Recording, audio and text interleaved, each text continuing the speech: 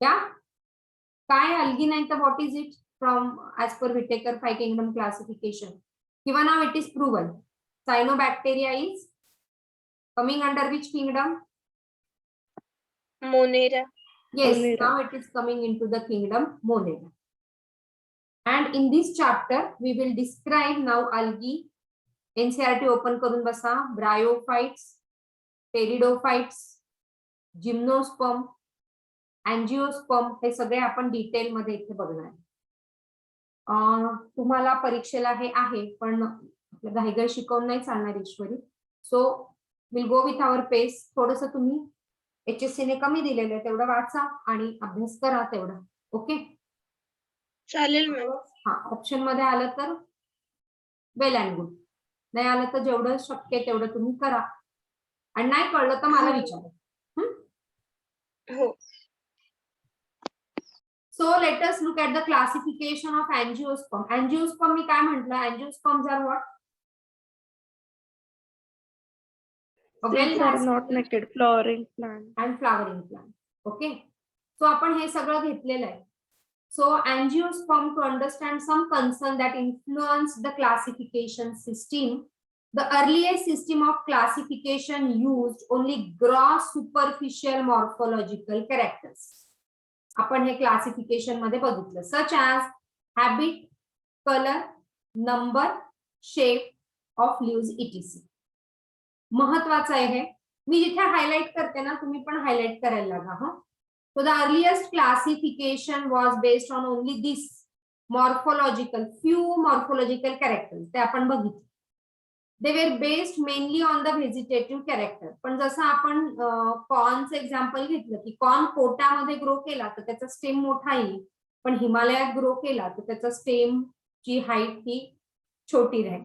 So earliest classification was mainly based on the vegetative characters. Okay.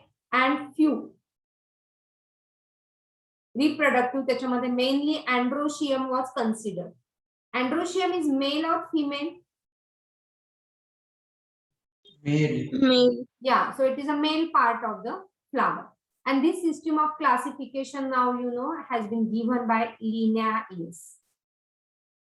So you get question, such system were artificial. Who has given the artificial system of classification? आपण biological classification मध्ये हे केलं. Artificial system of classification was given by this Linnaeus. Artificial system was given by this Linnaeus. Okay, and they separated closely related species since they were based on only few characteristics. So artificial system of classification is based only on few characteristics. Okay. Also the artificial system give the equal weightage to vegetative and sexual characteristics. And नंतर मग this was not accepted and hence the natural system of classification was developed. All this we already did in the classification. Here is a revision. Okay. It was a natural system of classification. Can anyone tell me natural system कशावर based होती? But it was not only the morphological but also the internal anatomical feature. मग सगळेच ह्याच्यात many characters considered.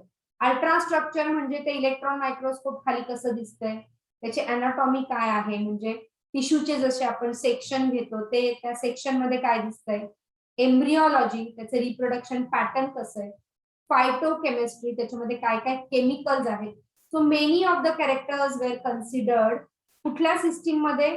Natural.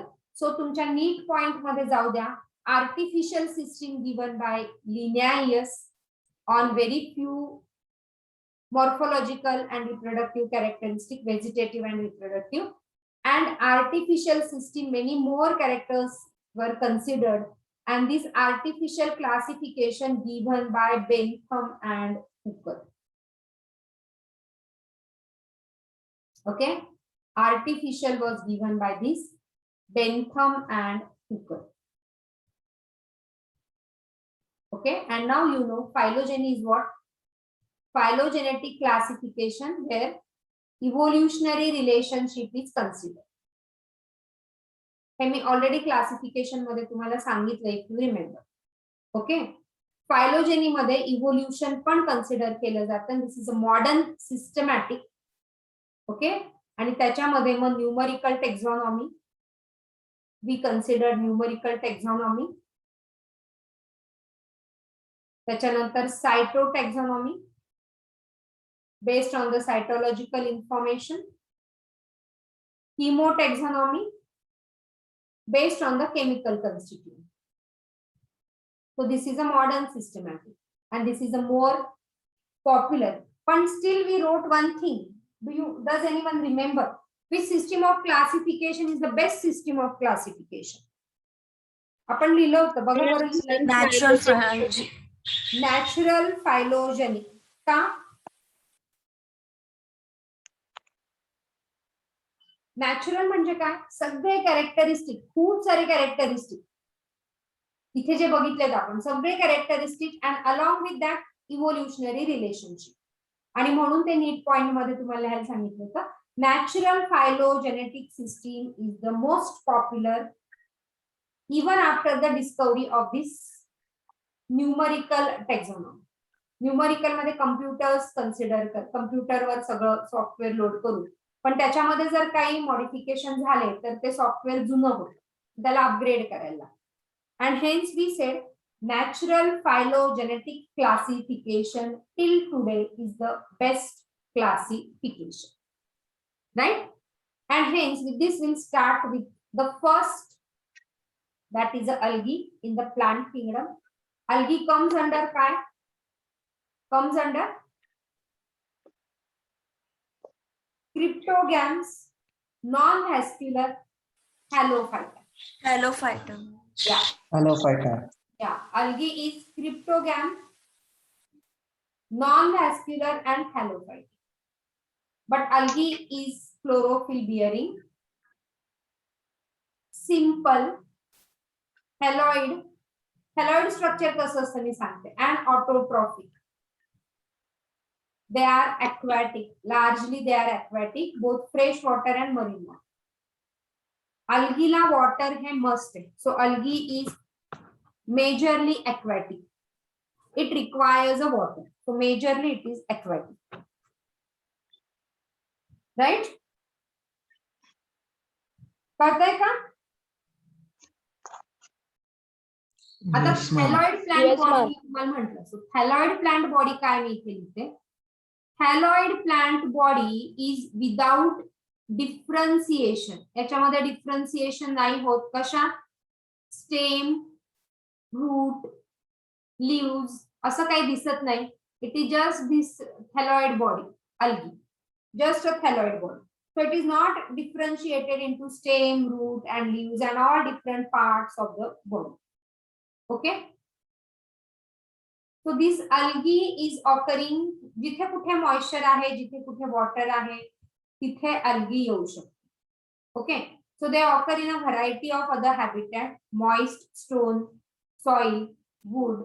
Some of them also occur in association with lichen. तुम्हाला माहिती आहे, in association with fungi which form a lichen. Animalच्या पण फरवर पण येतात. Sloth bear, त्याच्या फरवर पण हा algae येऊ शकतो. ओके, सो दिस algae पुढे लिहा. algae can be, algae it can be unicellular. Okay, it can be unicellular, it can be colonial. हे बघा इथे दिलं असेल, separately you can write. It can be unicellular, it can be colonial, colony form करतं. It can be filamentous, filamentच्या याच्यात. It can be parenchymatous, tissue form मध्ये. It can be parenchymatous, tissue form मध्ये. आता तुमच्याकडे एक्झाम्पल दिले, मी तुम्हाला म्हटलं होतं 2 पेजेस एक्झाम्पल साठी सोडा. सो बघा याच्यावर तुम्हाला क्वेश्चन येतात. They form various sizes variable ranging from colonial forms कोण आहे? volvox. So write in your example page. Filamentous algae, Ulothrix and Spirogyra. आणि मरीन फॉर्म्स मध्ये kelp form of massive plant bodies. Marine form is a kelp. हे 3 example जाऊ दे.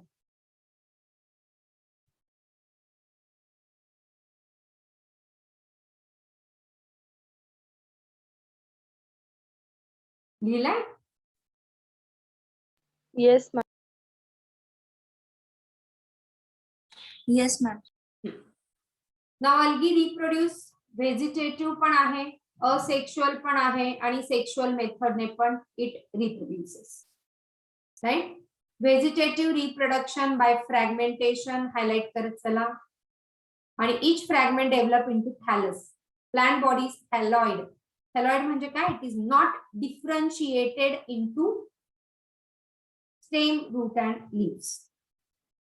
आणि हा पाण्यातच कायम असतो, मॉइश्चर मध्येच algae येतं, म्हणून त्याला व्हॅस्क्युलर टिश्यूची गरज पडत नाही. And hence it is non vascular. Right. Asexual reproduction by zoospore. मागच्या वेळेस पण आपण म्हटलं होतं झूस्पोर आहे, झू आहे, अॅनिमल आहे, मोटाईल आहे, असं लक्षात ठेवून आपण they are the motile because they have the flagella. झूस्पोरचा जर तुम्हाला डायग्राम आपण काढला होता मागचे, जर आठवत असेल तर छोटस स्पोर, तो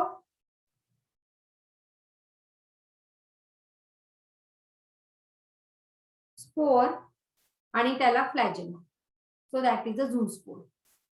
okay. So zoospore is flagellated. NCERT चे सगळे मी स्क्रीनशॉट इथे टाकलेत. परत तुम्ही तुमच्या नीट पॉइंट मध्ये मेन्शन करा. असेक्शुअल मागच्या ह्याच्यात लिहिलं असेल इथे लिहा, म्हणजे तुमच्या ब्रेनला रिइन्फोर्समेंट होईल, पक्क होईल डोक्यात की zoospores are asexual and they are motile. Okay. Seed सारखं ऍक्ट करतं, कुठे पडलं की that will give rise to new plant. Sexual reproduction takes place through fusion of 2 gametes. These gametes can be flagellated and similar in size. As in Eulothrix, जाऊ द्या example मध्ये. Gametes flagellated and similar म्हणजे isogamy. Gamete जेव्हा similar, so isogamy can be observed in Eulothrix. Example मध्ये जाऊ द्या. Non flagellate but similar. Flagellated and similar Eulothrix, non-flagellated, non-motile but similar. हे 2 कळलं का तुम्हाला? इन स्पायरोगायला. परत एक्झाम्पल मध्ये जाऊ द्या. Isogamy motile gametes, isogamy motile gametes Eulothrix, isogamy non motile gametes स्पायरोगायला. You get question, hence you write it down. काय कळलं? काय बोलले कळलं? Isogamy but motile Eulothrix, isogamy but non motile स्पायरोगायला. आयसोगॅमी म्हणजे काय? when the gametes are similar in size. दोन्ही gametes same आहेत, so that is isogamy. When both gametes are same, it is isogamy.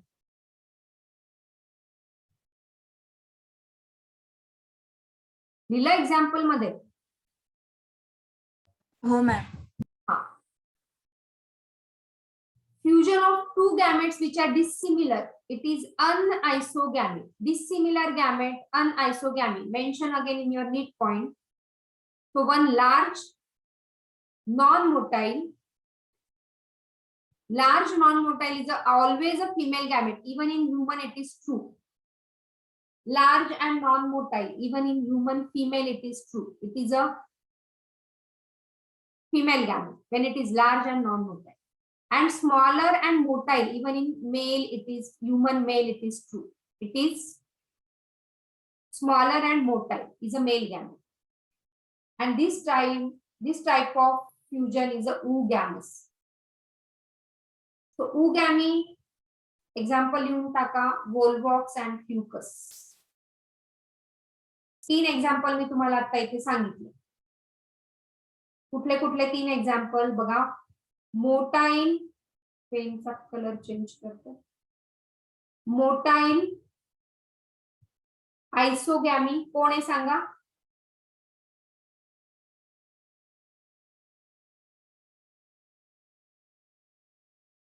सांगा पटकन. मोटाईल आणि आयसोगॅमी. Yes, I'm waiting for your answer. Ulothrix.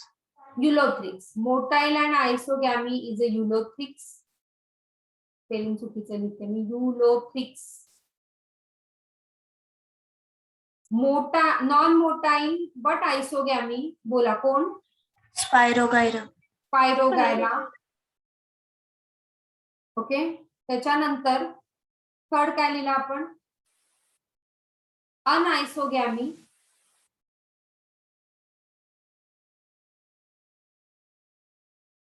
किंवा मग oogamy. Oogamy is a type of anisogamy. Volvox and Fucus. Eudorina ही पण एक species आपण इथे मेन्शन करायला पाहिजे बघा. युडोरिना दिसतंय पुस्तकात. पुस्तकाचे सगळे मी पेजेस इथे टाकलेले. पेज नंबर सांगा, कुठल्या पेजवर आहे आपण? 30. युडोरिक सगळ्यांना दिसला? Yes, ma'am. Yes, ma'am. जुन्या पुस्तकात युडोरिना असं स्पेलिंग दिलं असेल, यू दिला असेल, पण हे EU आहे. जुन्या पुस्तकात हा ई नसेल बहुतेक, असं काहीतरी होऊ शकतं. ओके, आता मला इथे सांगा, तुम्हाला अनआयसोगॅमी या 3 टर्मिनॉलॉजीज कळल्या का? आयसोगॅमी, अनआयसोगॅमी आणि उगॅमी.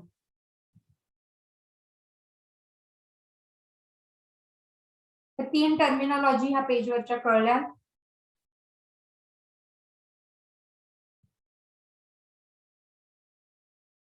येस और no?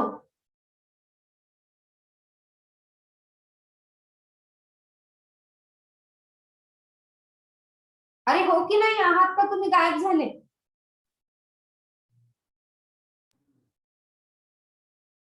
Prathamesh, are you there?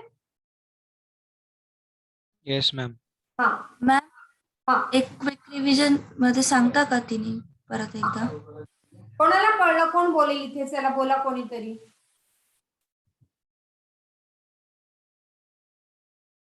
आयसोगॅमी, fusion of similar gametes.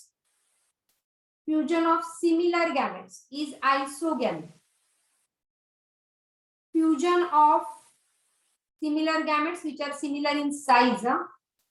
Fusion of similar gametes bracket मध्ये similar size is isogamy. Fusion of dissimilar. Non-similar. हाँ.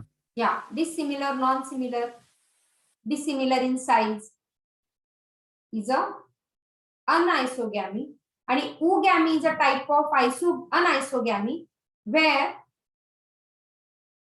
female gamete is large and non-motile and male gamete is small and motile. So type of anisogamy is a oogamy. Female gamete is large and non-motile. Male gamete is motile and small. Example is volvox and fuchs.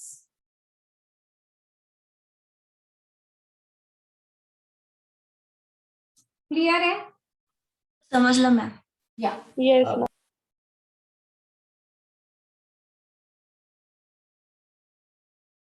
हे जे diagrams आहेत ह्या तुमच्या NCERT च्या आहेत परत. Okay, I guess I have taken all diagrams.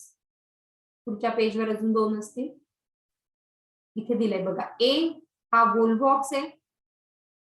Okay, it is a Volvox. हा Ulothrix आहे. डायग्राम देतील आणि त्याच्या रिलेटेड क्वेश्चन विचारतील. आयसोगॅमी आहे, अनआयसोगॅमी आहे, मोटाईल आहे, नॉन मोटाईल आहे, कॉलोनियल आहे, सिंगल आहे, कसा आहे, त्याच्यात तुम्हाला अशा पद्धतीचे क्वेश्चन्स येऊ शकतात. ओके, तो कॉलोनियल फॉर्म इज हा कुठला? वोल्वॉक्स काय बघा बरं, एक्झाम्पल लिहिलं असेल. काय वोल्वॉक्स? कॉलोनियल आहे की फ्रॅगमेंटेड आहे, कसा आहे?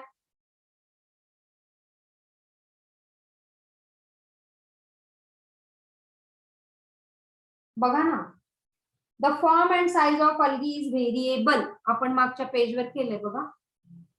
Colonial. Yes, colonial is a Volvox. मग तो व्होल्वॉक्स आहे तिथे लिहून ठेवा त्या डायग्रामच्या तिथे. It is a colonial. बरोबर. अजून काय बघितलं आपण व्होल्वॉक्सचं? तेवढंच बघितलं ना. कलोनियल. ओके. दुसरा जो आहे हा जो आहे युलोथ्रिक्स. युलोथ्रिक्स कसा आहे?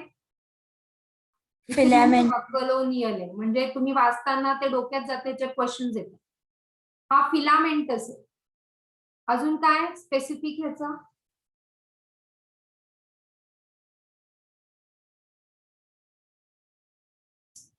फ्लॅजिलेटेड. गॅमेट्स फ्लॅजिलेटेड. सिमिलर. फ्लॅजिलेटेड असेल म्हणजे म्हणूनच तो मोठा येईल. जिथे फ्लॅजेला तिथे मोठी लिहिली. आणि म्हणून इथे डायग्रामच्या तिथे लिहून टाका. आणि आयसोगॅमी म्हणजे विसरणार नाही. ओके.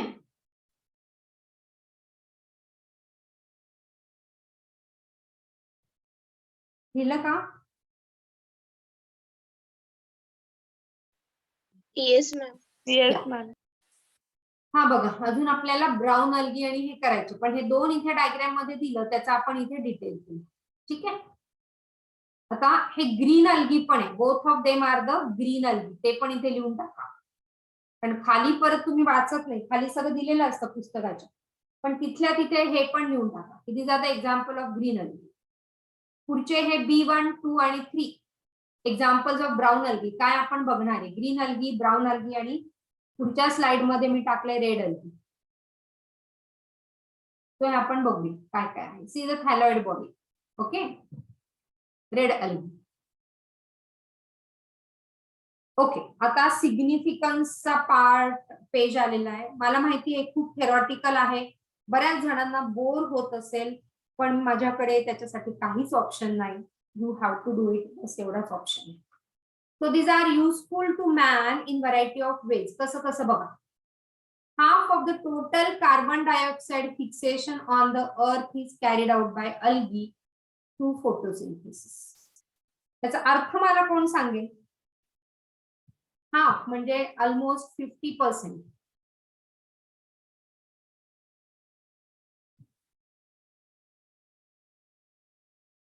बोला याचा अर्थ काय? काय कोण कसं सांगेल?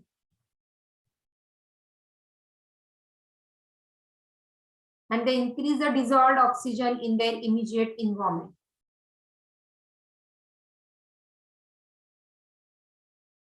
चला बोलायचा अर्थ मला सांगा.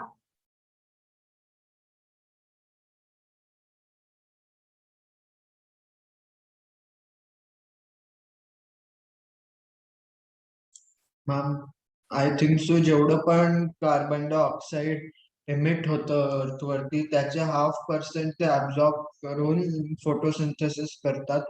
आणि मग जेव्हा ते फोटोसिंथेसिस होतं ते म्हणजे ज्या ऍक्वाटिक का मरीन हॅबिटॅट मध्ये राहतात त्याचा ऑक्सिजन परत डिझॉल्व ऑक्सिजन वॉटर मध्ये सोडतात. एक्झॅक्टली. एकदम करेक्ट. ओके. जेवढा काही ऍटमॉस्फेरिक ऑक्सिजन आहे त्याच्यातला 50% हा तुम्हाला माहिती CO2 फोटोसिंथेसिस साठी लागतं. सो ते CO2 ते यूज करता, त्याच्यापासून ते फोटोसिंथेसिस करता आणि मग ऑक्सिजन रिलीज करता. Oxygen is one of the important product given in photosynthesis. Hence, plantation of tree is extremely important to get the oxygen. Okay. आणि म्हणून they are doing this particular process. आणि oxygen जे aquatic life आहे त्यांच्या respiration साठी ते oxygen available करून देतात. कारण ते aquatic किंवा जसं वेदांतने सांगितलं मरीन हॅबिटॅट मध्ये राहतात, म्हणून that is important. So that is the first function done by algae. Clear? Yes, ma'am. Yes. या. Yes, ma'am. आता बघा. Some 70 species of marine algae are used as a food. 70 species of marine algae used as a food. Okay. primary producers of energy rich compound which form the basis of food cycle. कारण ते majorly aquatic environment मध्ये they are the major food producer. Okay, आणि तिथून त्या aquatic animal ची life cycle food cycle start होते. Many species, Porphyra, Laminaria and Sargassum. Write down in your example point. 70 species मध्ये marine algae च्या 70 different species मध्ये many species are of this Porphyra, Laminaria and Sargassum. या marine algae आहेत आणि they are important as a food source in marine or aquatic food chain.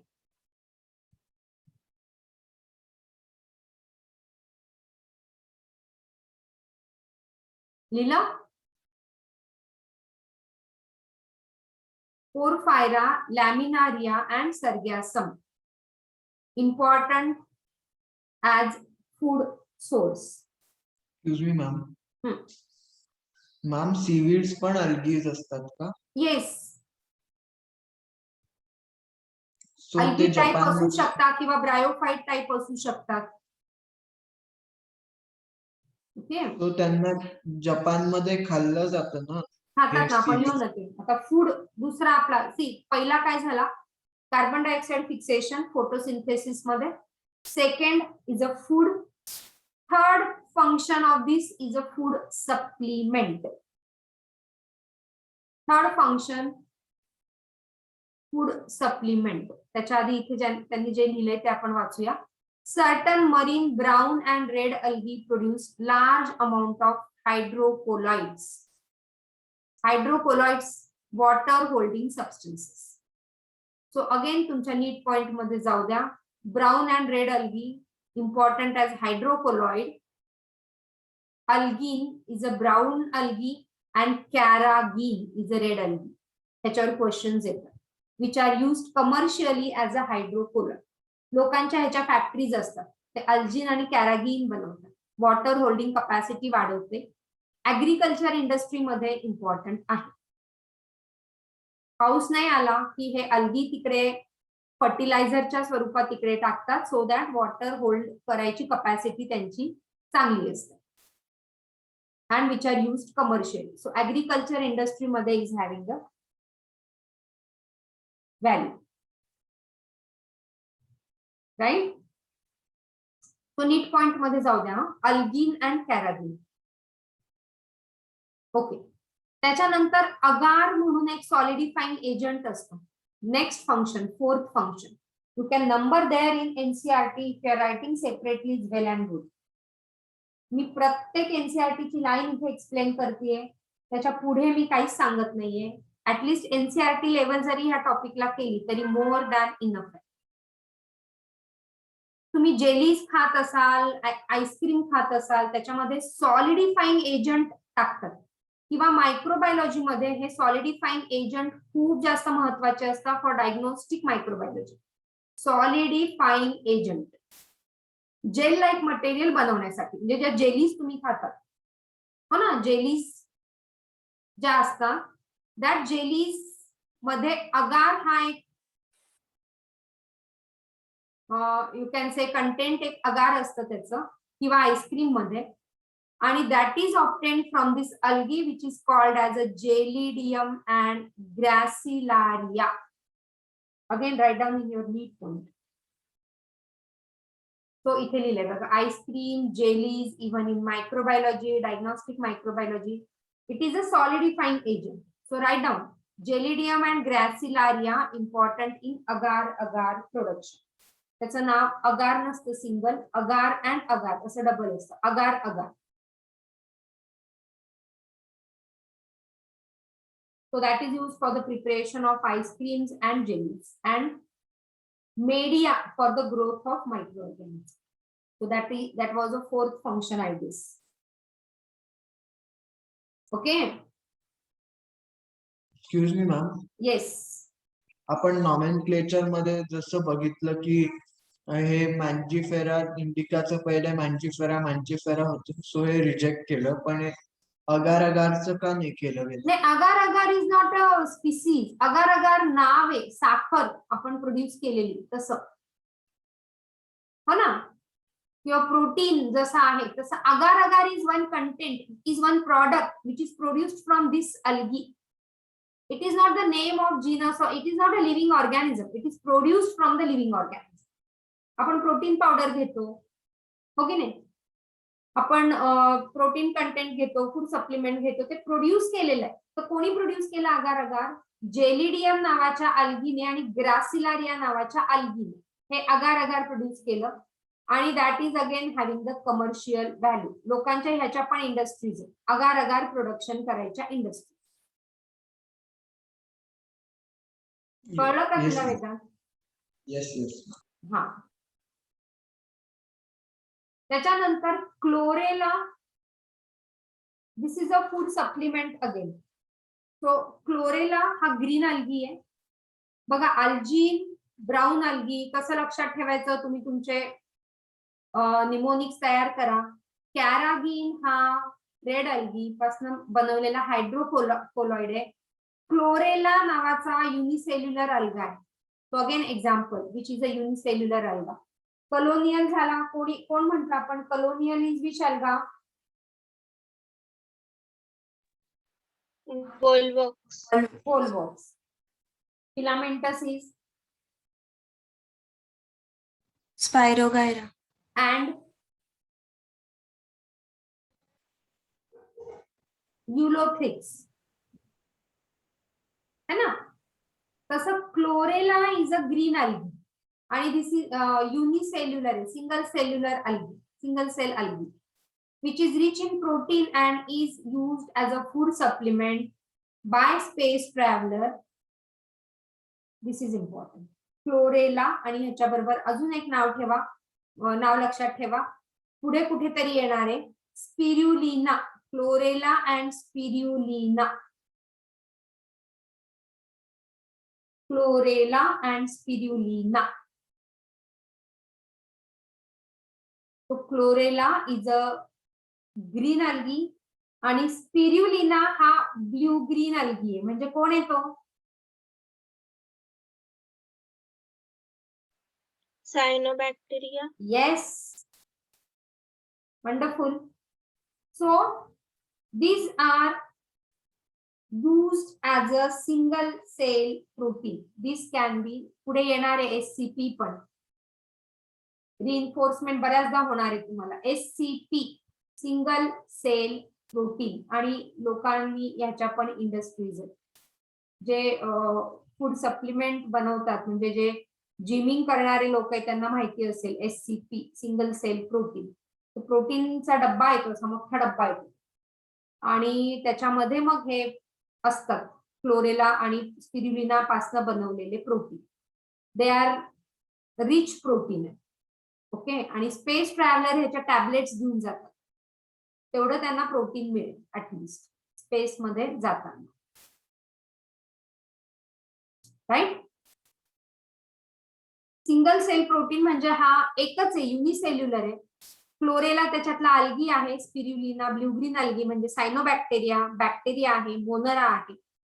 आणि that can be used as a protein supplement और food supplement.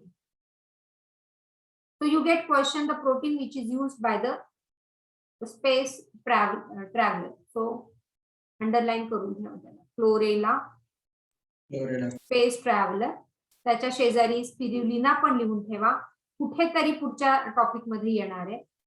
And they are the single cell, त्यांना SCP पण म्हणतात. They are the single cell protein. Excuse me ma'am. बोला ma'am, मग हे space traveller chlorella का घेतात? बाकीचे सप्लिमेंट्स नाही आहेत का त्यांच्याकडे? बाकीचे पण ग्लुकोज वगैरे पण घेऊन जातात. सी पण तुम्हाला मॅक्रोन्यूट्रिएंट मध्ये तुम्हाला कार्बोहायड्रेट्स, फॅट्स अँड प्रोटीन्स हे पाहिजे ना. फॅट्स एक वेळ कमी असेल तरी चालेल, पण प्रोटीन्स आणि कार्बोहायड्रेट लागतात, त्याच्यामुळे ते ग्लुकोज किंवा मग हे प्रोटीन सप्लिमेंट म्हणून हे घेऊन जातात. फूड किती दिवस घेऊन जातील स्पेस ट्रॅव्हलर, हो ना. there are the chances of food may get fermented, खराब होऊन जाईल. तो मग ह्याच्या टॅबलेट्स घेतल्या तर त्यांना तेवढं प्रोटीन म्हणजे स्पेस ट्रॅव्हल करणं इज अ काय म्हणतात त्याला एकदम थ्रिलिंग आहे आणि खूप हार्डवर्क आहे स्पेस ट्रॅव्हलिंग करणं. सो तिथे this food supplement could help them to survive. आणि हे खराब नाही होणार, टॅबलेट असल्यामुळे खराब नाही होणार आणि त्यांना तेवढं तर न्यूट्रिशन मिळेल. ओके मॅम, आणि एक अजून एक फॅक्ट आहे की जे स्पेस ट्रॅव्हलर्स असतात ना त्यांच्या बॉडीने जे पण वॉटर टीयर्स किंवा युरिन मधनं एक्सक्रीट केलं असेल ते प्युरिफाय करून त्यांना परत प्यायला लागतं. हो बिकॉज ते युरिन त्यांचं स्वतःचं युरिन ते परत तेच घेतात.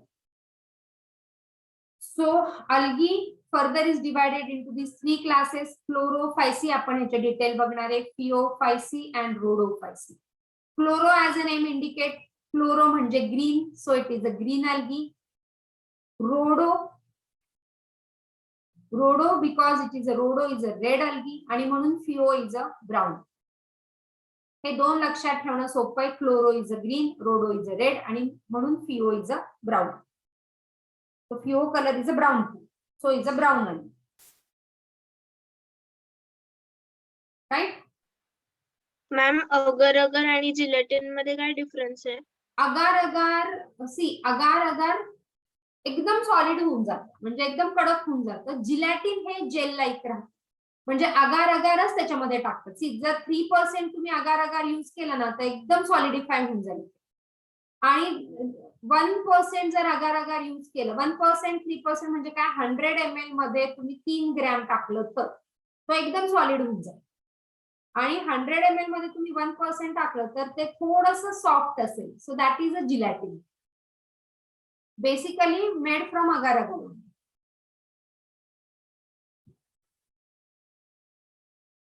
ओके मॅम असं का म्हणतात की जे लोक प्युअर व्हेजिटेरियन आहे त्यांनी अगार अगारच्या ऐवजी जिलेटिन कंझ्युम करावं? अगार अगार कंझ्युम करायला नसतंच म्हणजे बेसिकली 3% अगार अगार कंझ्युम करायला नाहीच आहे आणि व्हेजिटेरियन लोकांनी अगार अगार कंझ्युम करावा असं नाही. फक्त जेल म्हणजे त्याचं बेसिकली जे यूज आहे ना तो आईस्क्रीम, जेलीज आणि मग मायक्रोबियल मीडिया याच्यामध्ये मेन आहे. फूड आयटम मध्ये म्हणजे हे त्याला थोडंसं जेल लाईक अपीरन्स द्यायला ते टाकतात. घरी पण जेव्हा तुम्ही आईस्क्रीम करतात ना तेव्हा पण थोडंसं अगार अगार टाकलं तर that gives a better texture. Not consumed as a pure food.